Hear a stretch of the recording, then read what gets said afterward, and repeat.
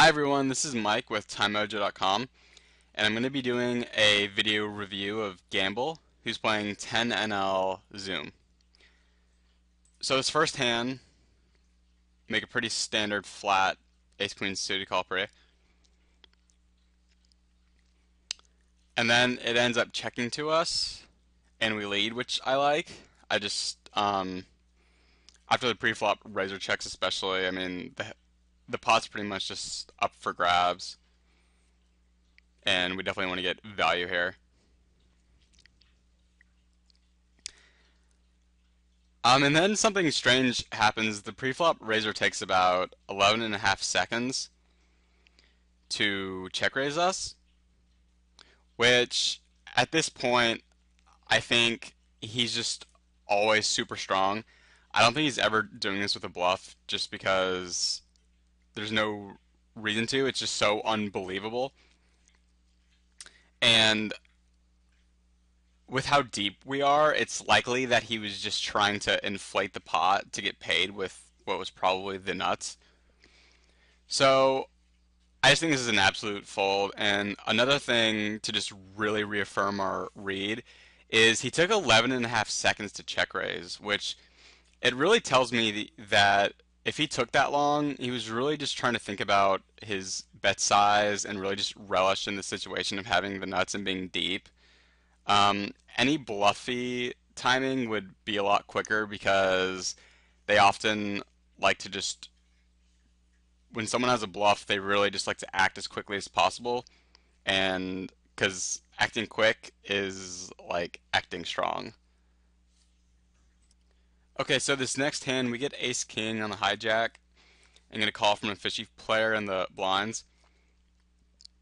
And I think this is actually a pretty good flop for us because I think the villain is going to have a lot of overcards and weak draws, and I think, he'll always peel one with those. And since we're beating a lot of those, we're actually betting for value here. And something I want to point out is the speed in which he called. He took 1.5 seconds. That is extremely fast, which is almost always an indication of weakness because any strong hand would want to think about their action. So that just really makes me feel good about our original read that he is just drawing here with either overcards or some kind of a draw almost all the time. So I think we absolutely have to bet again for value. And if we do hit an ace or a king, and he has one, we end up getting three streets here. So this is just a great situation. On this river, I don't really see a point in betting again because he either has us beat now or he's just not going to call with all those hands that we were beating. So definitely just check back and hope to win the pot. So in this hand we open Jack 10 suited and we end up getting 3-bet by the big blind. And Gamble decides to call, which I think is okay as long as you're willing to maneuver in 3-bet pots. Otherwise, if you're just calling to try to flop a big hand, it's not okay.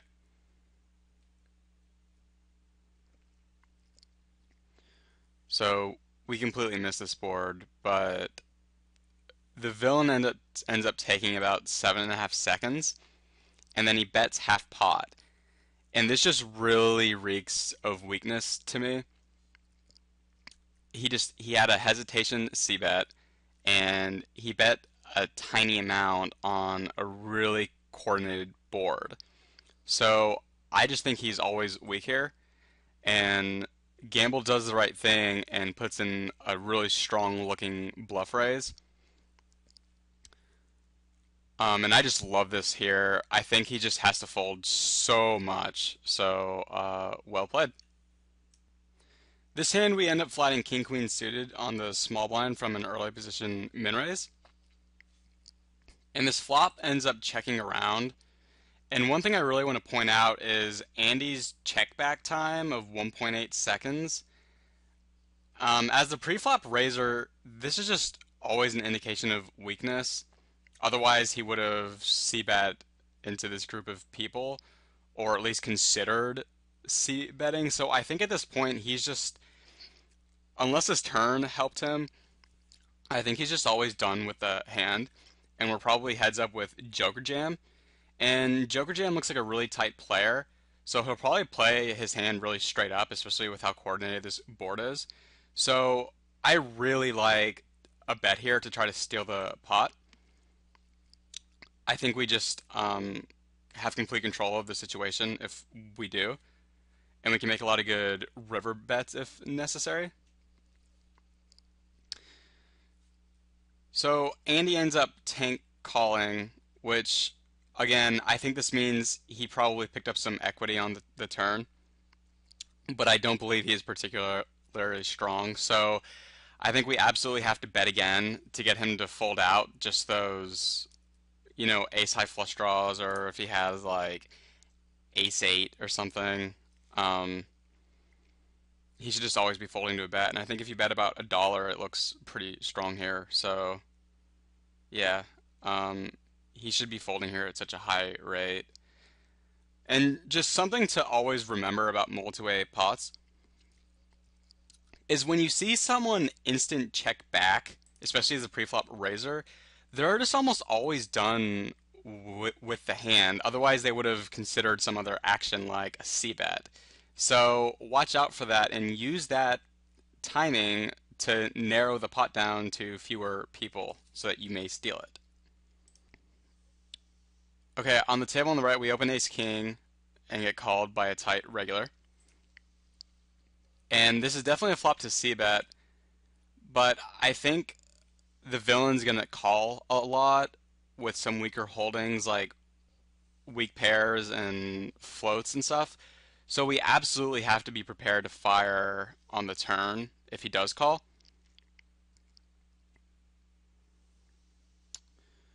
And he does end up calling pretty quickly, and this kind of tells me I think he's probably not overly strong. He probably has exactly what we just said, either a weak pair or floats. So again, I think we absolutely need to be betting here just to push him off those hands, and we also have some outs if we are called. So, but Gamble ends up checking, and this villain instantly checks back, and that's really important because what it tells us is that his range is really narrowed down now to weak pairs, like something like a 10-9 suited or pocket nines, pocket eights. Because if he did have a float or if he did have a strong hand, he definitely would have considered a bet on the turn and not instant check back.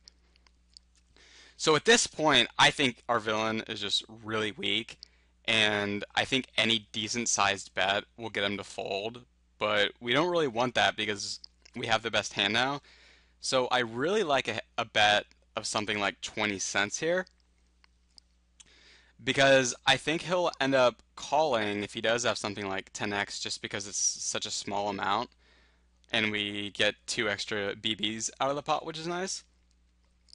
And it also opens the door for a potential spaz. Like he could raise it because he thinks we did hit the ace, but he could rep, Jack X or King Queen all of a sudden. So if he does that, we can just snap called off and laugh. Um, I think we end up betting about 80 cents here, which is the right idea, but it's still a little too big, and the villain just insta-folds. So I think our read was pretty good on this hand. Really watch out for those turn timings when they check back like that, because they are just never strong whenever they do. This next hand is pretty simple, but it introduces a really cool concept. So the player on the left takes 8.5 seconds to steal, which oftentimes when they take that long to steal, they are looking at the blind stats like fold to steal and 3-bet percentage and whatnot. So usually if they're doing these things, they're not particularly strong when they're stealing.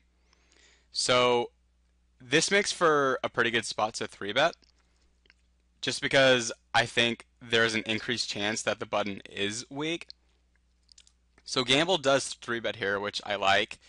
The only other thing I really have to say about this is I think his sizing is a little small. I think he needs to do it to at least $1 just to kind of decrease the chance of the button calling. Okay, so his hand on the right, gamble flats twos to an early position open, and he ends up flatting this flop c-bet, which I like a lot. I think a raise is a bad idea because if the villain raises back, we could end up definitely getting it in versus a worse hand a lot of the time, and making him fold weaker hands. So I think a call is definitely acceptable. And another thing I want to point out too is his snap c-bet. I think is never particularly strong because I think if he had a huge hand, he'd want to consider, like a check raise or something like that. So on the turn, the villain again quickly bets, and it's so fast that it's like he has to click like a preset bet size. So I really don't think our opponent has anything strong in this hand because if he did, he would be considering at least bet size. So I definitely think we should just call this again to keep him in the pot.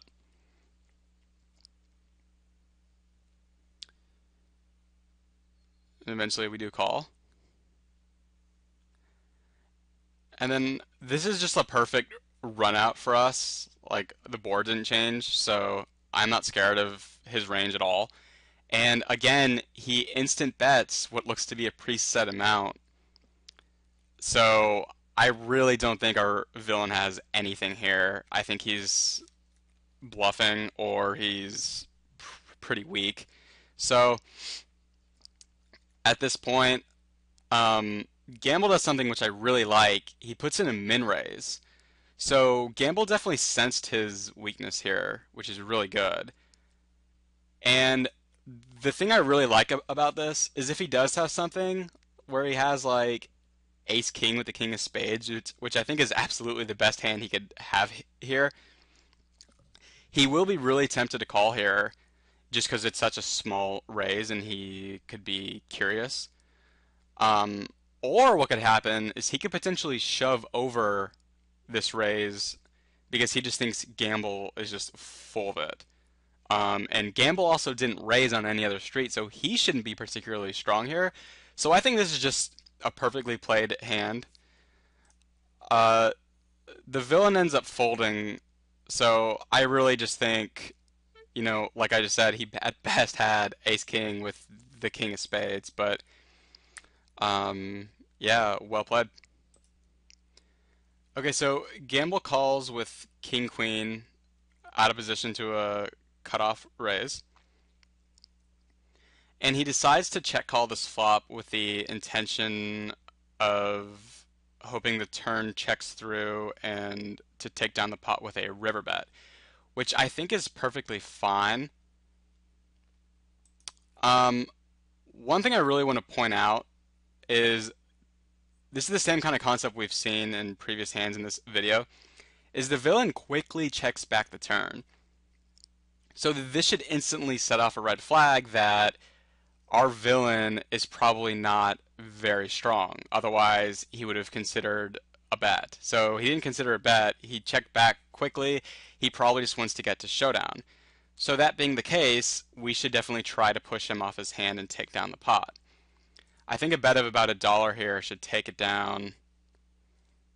$1.10's fine. I just think he's so weak and is likely to fold. Well played.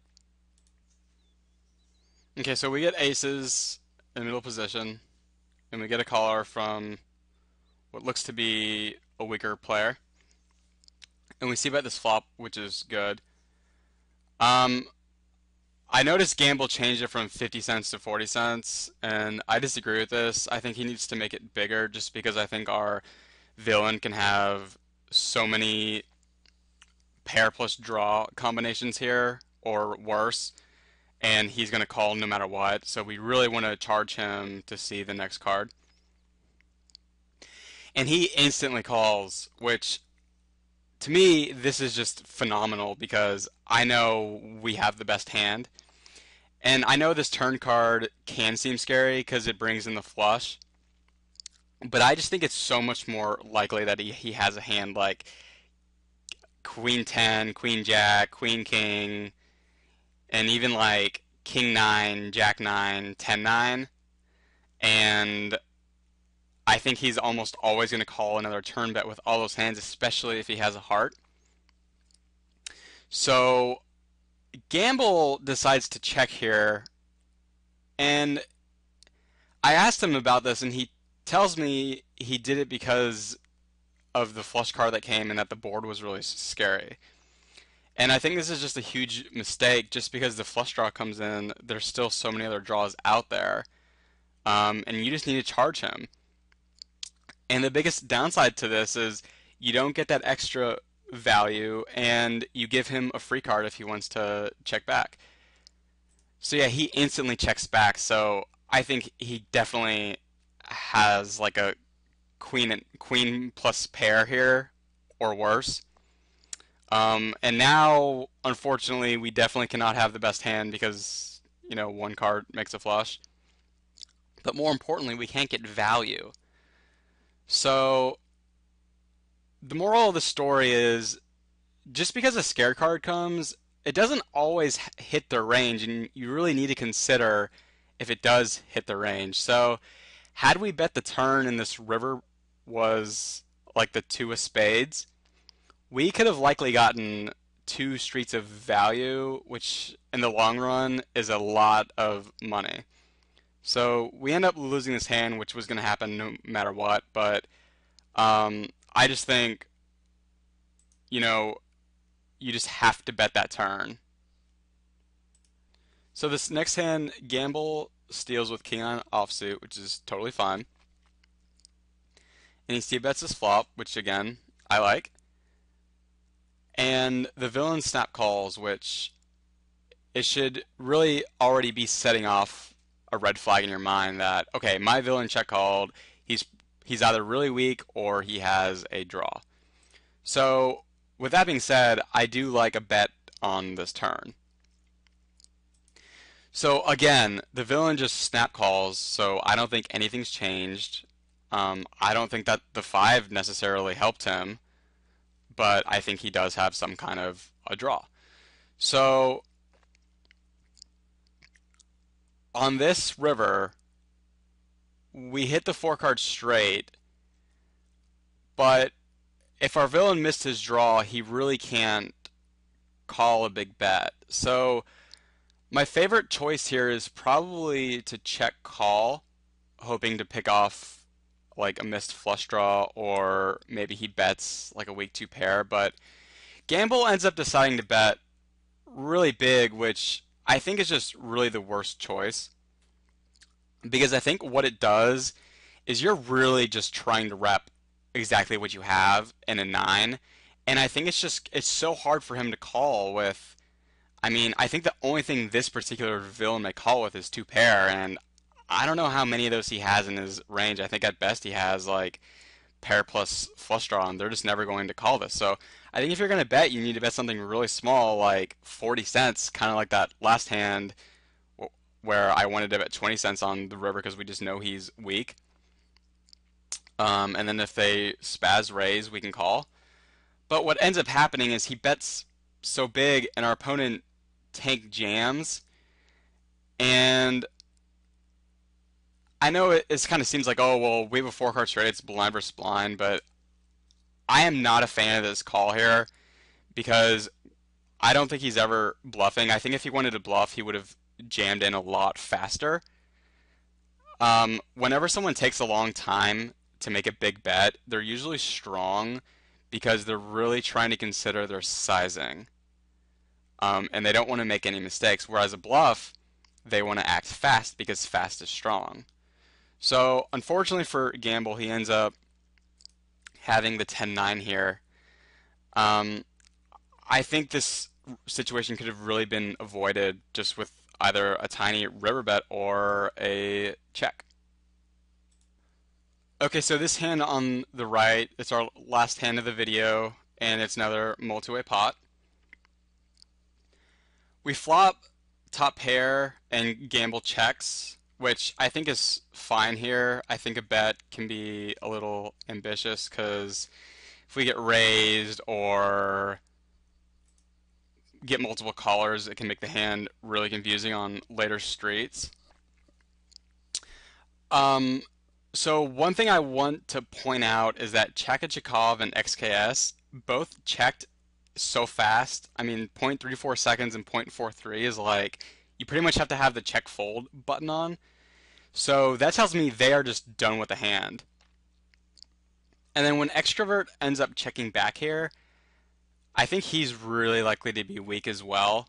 Like he never has a hand better than ours, so we just absolutely have to bet here. And Gamble ends up betting 50 cents. I think he could bet 60 or even 65, but it's fine. And then this guy tank calls, which with knowing that he insta checked the flop, I never think that he has any piece of this board, at least on the flop, and that he has to, the six had to have helped him somehow. So he must have a hand like 6-7 suited, and the reason he tank called was because he probably was debating whether or not his hand was any good, and if he's calling, he probably thinks that we could have a flush draw in our range. Which that information ends up being really important on this river because if he does have a six, he now has three sixes, and we do not have the best hand. So the fact that we're pretty confident he has a six, and the fact that the reason he called the turn because he thinks we could have a draw, we absolutely have to bet here.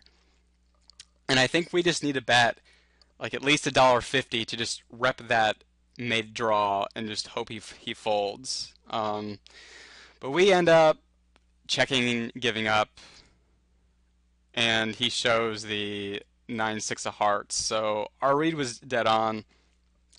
But the moral of the story is when you have such an obvious timing read from someone on an earlier street, you absolutely have to use that information to make a judgment call on later streets. And I'm sure if Gamble would have realized that, he would have ended up putting in a bet here because he would have known his hand was no good. So that's it. If you have any questions, you can post them in the comment section. This has been Mike with TimeMojo.com, and thanks for watching.